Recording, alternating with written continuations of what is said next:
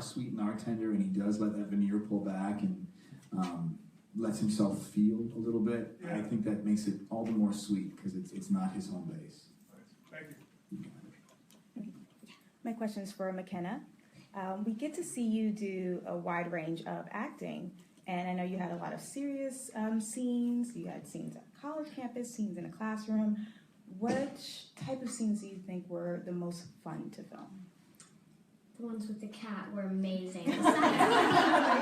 Besides me being allergic, that was really fun to get to work with. She was allergic to the cat and still just scooped him up. She had no problem. He's adorable, but probably whenever I'm with Chris, which is a lot of the scenes, one of the funnest scenes for me was whenever me and Octavia were singing and dancing in her house.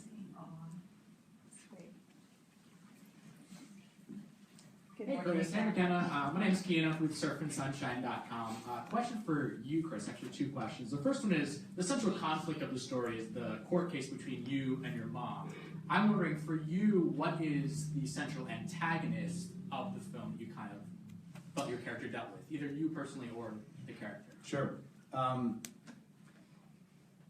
mean, even though we have this wonderful character, she's a real firecracker, I think the theme of the film is kind of rooted in parents that can be overbearing, that kind of, to some degree, live vicariously through their children, and the rebellion that can happen as a result of that dynamic, and a lot of the guilt that can go along with it. I know Frank certainly felt guilt in terms of his role in his sister's situation. Personally, I have wonderful parents, but that doesn't come without complexity, and it doesn't come without a lot of friction at times. So for me, when I read the story, even though the reason this movie floats is sitting next to me, but to me, the major themes that I was drawn to, were reflective of my conflict with my mother. And most friends that I have who have these ongoing battles well into your 40s, 50s, 60s, you never shed those things. Like you never shed who you were in high school. You never shed a lot of this stuff. And your dynamic with your parents lives forever. And I think all we really want is to be loved and accepted and gain the approval of our parents. And I think that's kind of this monster that's echoed in Frank's head throughout his life. And then a second question, it's more of a fun question. I actually brought your brother Scott to the screening yesterday, and he told me he could sing. So he told What did he think? He hasn't texted me. I haven't heard from him. Great. Did he? Yes, he He's did. just sad, though. He cries at everything. He's just like me. He said in the scene where you saved the 3 cats that at the Oh. shelter, you actually saved or adopted a dog there. Yes, did, everyone in the yeah. crew adopted a dog. Everyone did. It was one of the last scenes of the movie, and we walked in there, and like a real actor, I was like, are these actor dogs, or are these like real dogs up for adoption? And they said, no, every dog here is up for grabs, and I was like, oh man, Every dog in the shelter was adopted. So Well, not many everyone, but dogs so got it. many. Yeah, it's tough not to. I was lucky I only walked out with one. What did you name her? Or her? Well, his name is Dodger. But being from Boston, I got a lot of slack for that. But it wasn't for the Dodgers. It was for a far more embarrassing reason. The second I saw him, it's because, have you ever seen Oliver and Company? Yes. You've seen Oliver and Company, oh yeah. So I grew up on that movie and I loved it. And he looks just like Dodger. And I think that's and he's a street dog. He was a street dog in Savannah, and he just had some, he had some Swagger. He had some spark to him. He really did. And he needed a bandana and sing Billy Joel songs. And I was like, Dodger was the first thing I thought, and then I thought about 8 names afterwards, but I couldn't let Dodger go, so I went with Dodger. So I want to say I love the movie. As a single mom, it hit home. Oh, great. And I was some of the scenes had me in tears, and some of them had me in awe, especially the scene where you said this wasn't supposed to be published postmortem. Sure. It took me Sure. a split second, and when I realized what you were saying, I go, oh, talk about the love-hate relationship they have. I can relate to that. But so I just want to say you guys were absolutely phenomenal. And McKenna, I wanted to ask you, when you were on a college campuses, did you spend a lot of time there? Did you talk to a lot of people? Tell me your experience. We weren't there for very long. We were there for about 2 days maybe, but it was really fun to go there because I'm like, wow, I didn't know that it was that big of a room, so many seats, and it was a little crazy for me. I'm like, wow, this is so huge here. And now every time I go to Georgia, we drive past that college, and I'm like, hey, I remember that place. I went there. And there's like, the driver will look back at us like, no, not like that. But it was really great. There was a lot of nice people there. And it was really fun. Awesome. Thank you. I have a quick question for both of you guys. So motherhood plays a large role in the movie, although not always positive. What would you guys say is the best advice you've gotten from your moms?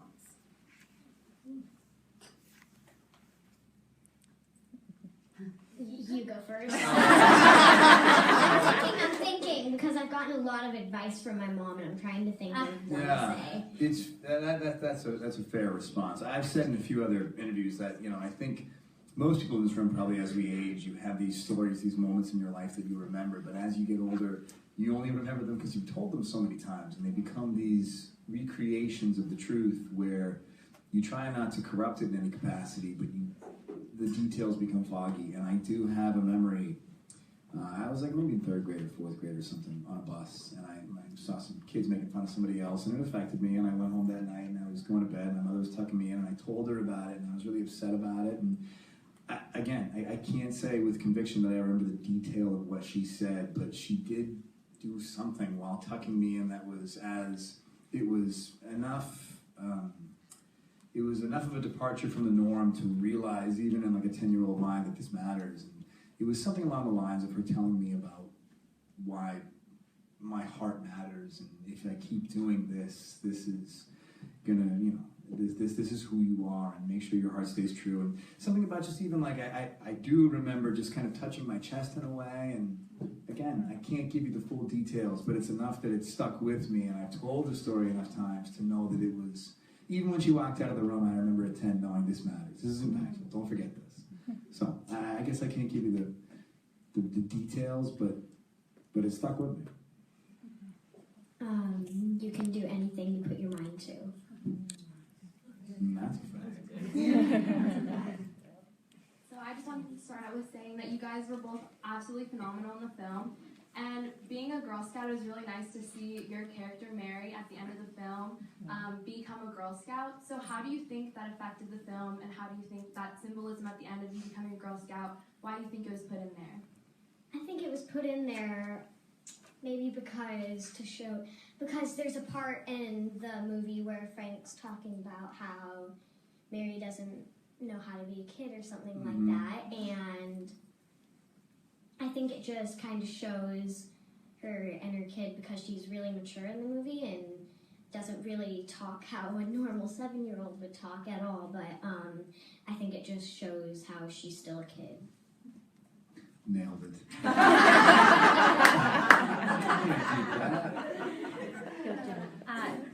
So, Mckenna, I have a question for you. My daughters are 12 and 14, and they're in children's musical theater. And so your acting was just so cool. I just loved it. But I would love to know how you dug so deep for the tears and just was like, I wasn't watching a movie, I was watching a kid that I wanted to go hug. So what do you do to like dig in and get that emotion? Well, the director, Mark, he'll give me as much time as I need to kind of go there, and nobody really wants to go down in that dark place, But I just kind of thought of some things that made me sad, like, I don't know, but I would go and sit in a room by myself, and I just kind of pull my legs up and close my eyes and just kind of go into this dark place that nobody wants to be in. It's amazing. I've been in a lot of films where an actor has to get emotional, and the entire energy on set is very tailored to that dynamic, and so everyone's quiet. And on this day was no different. Everyone's quiet, and Mckenna goes off, and we're waiting, and then the first AD's like, okay, ready. So everyone's quiet. And I think scenes where you start crying are a bit easier. If you have to start the scene bawling, get going, and then yell action, no problem. If you have to start poised and evolve into the emotion in the middle of the scene, it's a challenge. She came on set, and she was centered and quiet, and we started the scene, and she just, like, a switch went off, and she just started bawling, and it's impossible not to cry. I mean, like, she has, like, a real assist on any performance that I could have possibly given, because it just is easy. Sitting across this face, and she's sobbing, I dare one of you not to cry. And it's just, I had never seen it. I had never seen it before. I have not only have I not worked with, a younger actress, but just even adults, you don't see this type of depth and accessibility. And we all cut, and then we did it again, and she was able to kind of keep tapping that well, and you just realize how much better she is than me.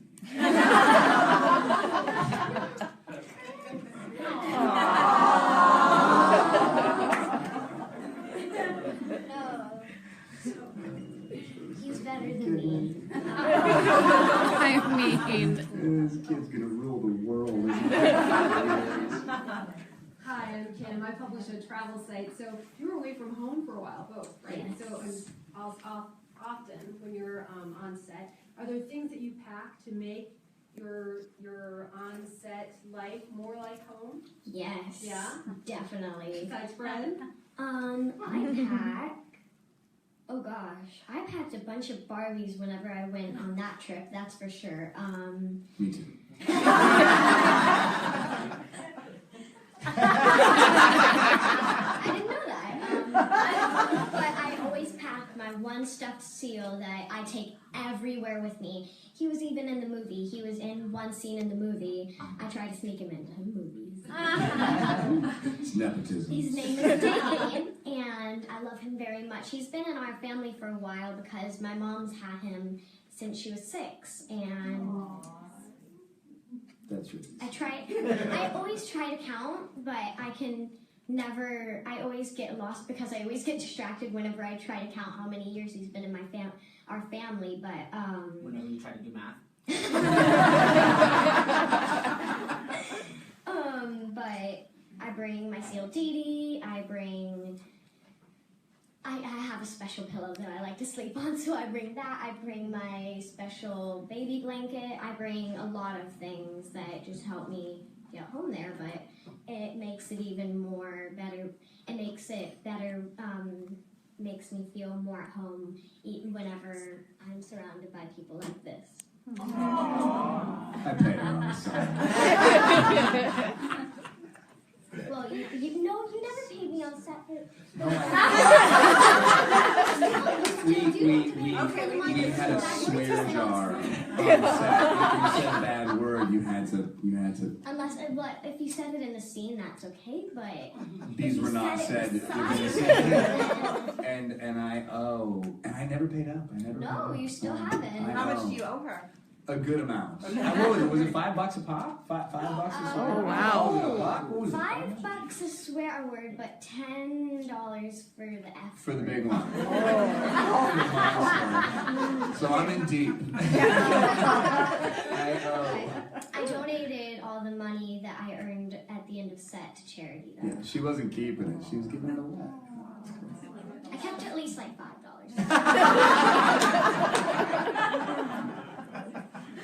That's brilliant. Okay. My question is to you as a stay-at-home dad.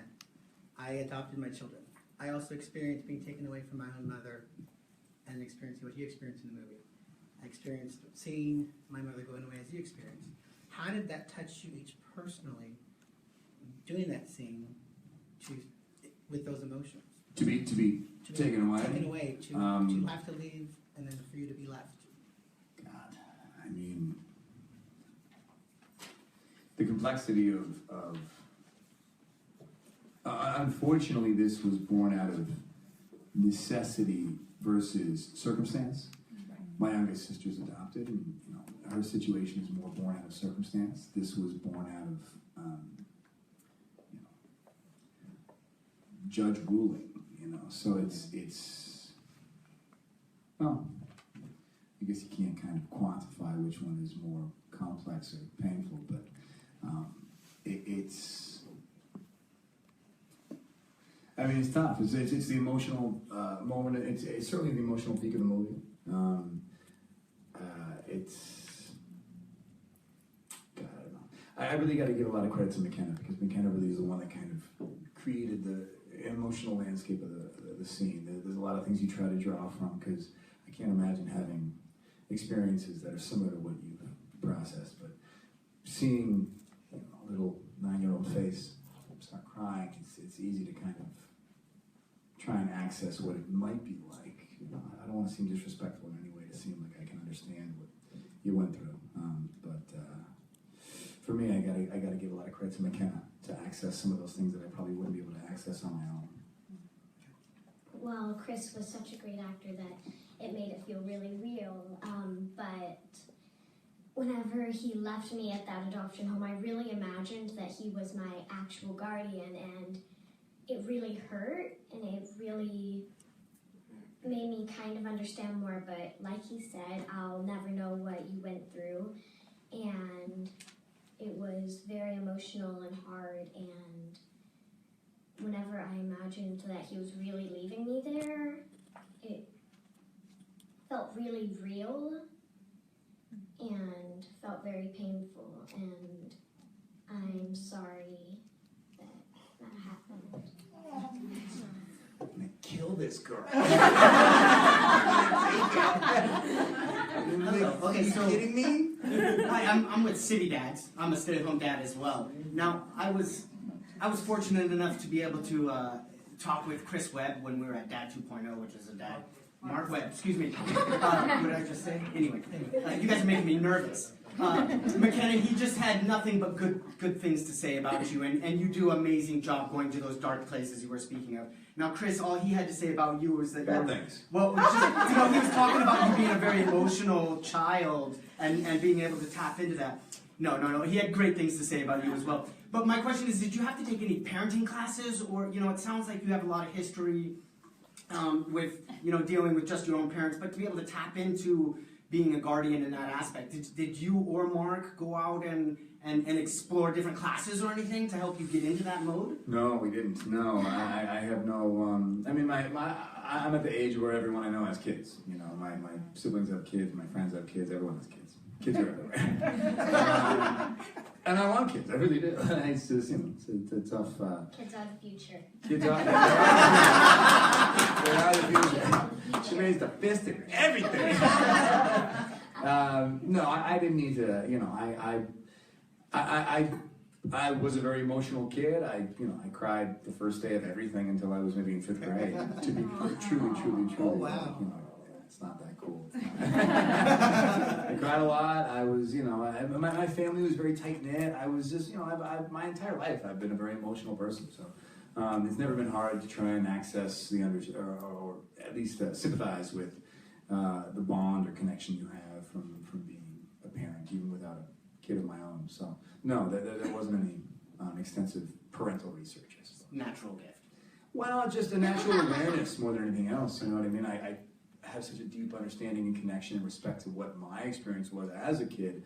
The inverse being, as I get older, watching my, I do those things that I think maybe aren't that cool. I'll hold my friend's baby and for a split second pretend it's my baby. And you really feel this thing. You're like, whoa, I gotta get this kid back because I'm about to steal it.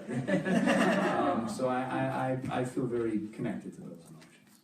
The scenes where Frank and Mary when Mary's hitting Frank, that was very emotional for me to watch, and I could just hit him. I was going to say, did you knock him out one time, and also how did it feel? Because that to me was the most emotional part of the film. Did that hurt? No, that was one of the toughest things. You're asking a young person to do a very mature scene, and not only tap into something emotional and shed tears, but the physicality of any scene. Anytime you do something physical, most times when someone hits someone else. It's born out of something foreign from their natural state. So, you know, I feel so even bad. I'm still sorry about Yes, that. you're sweet. But it always feels strange to hit, you know. And she had to not only shed tears, but start, you know, beating me up. And this was really one of those things where you think, okay, what can we do to make Mckenna feel comfortable? But she came to set like such a professional, more professional than adults I've worked with.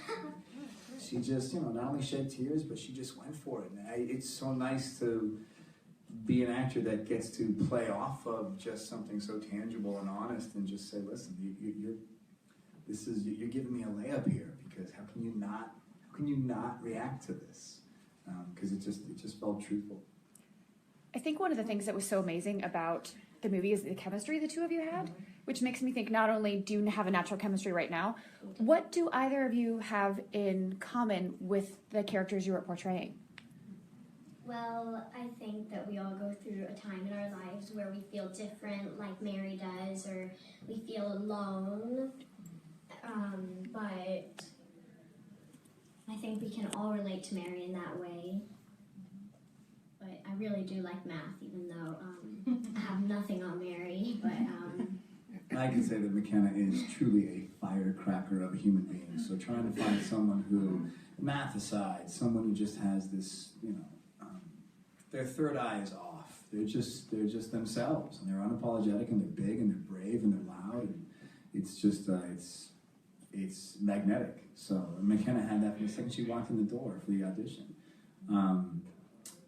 I think for Frank, Frank has a lot of guilt, and I bet every person in this room is carrying some sort of guilt in their life.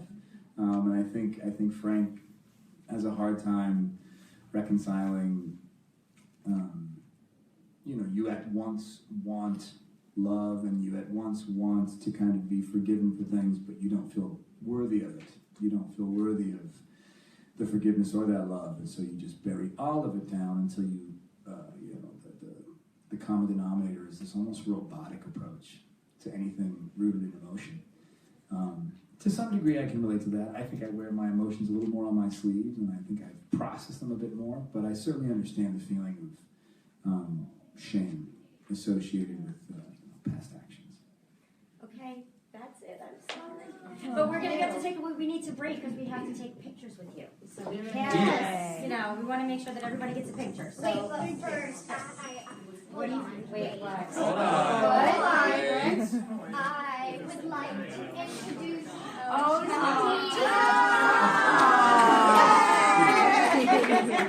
This is the seal I was talking about. This is the seal. How long has this been in the family? I have no idea. Long time, Crystal. How long? I think like 27 years. You know what? I think once I said, oh, I forgot. I don't know. It's seen some stuff, huh? Look at this guy. He used to be so white and fluffy, but whenever I was 3, He's adorable. He's adorable. I'm not trying to say anything bad about him. Where did he get this necklace? I made it for him. This is recent? Yeah.